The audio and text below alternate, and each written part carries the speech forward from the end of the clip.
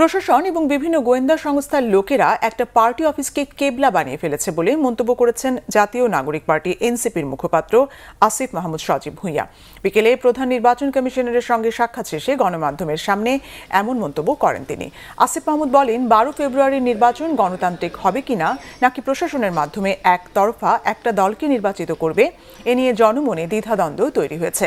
মনোনয়ন যাচাই বাছাই প্রক্রিয়ায় একতরফা সিদ্ধান্ত নিচ্ছে নির্বাচন কমিশন।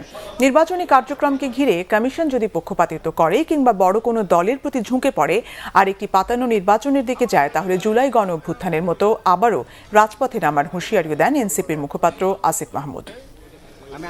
আমরা স্পষ্টভাবে বলে দিতে চাই, আপিলে কোনো ধরনের পক্ষপাতিত্ব, প্রেফারেন্স এবং কোনো ধরনের বড় দলের প্রতি কোনো ধরনের দুর্বলতা আমরা ইলেকশন কমিশনের দেখতে চাই না।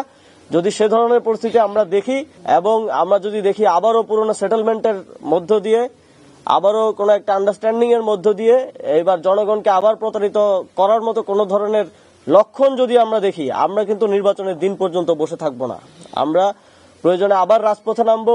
যেমন জাতীয় পার্টির নির্বাচনে অংশগ্রহণ করার বিষয়ে আমাদের দলের পক্ষ থেকে এক ধরনের কনসার্ন ছিল যে আমরা চাই না যে ফ্যাসিবাদের যারা দোষর আছেন এবং বিগত ফ্যাসিবাদকে যারা বিভিন্ন উপায়ে বৈধতা দিয়েছেন তারা যেন কোনোভাবেই এই নির্বাচনে অংশগ্রহণ না করতে পারেন।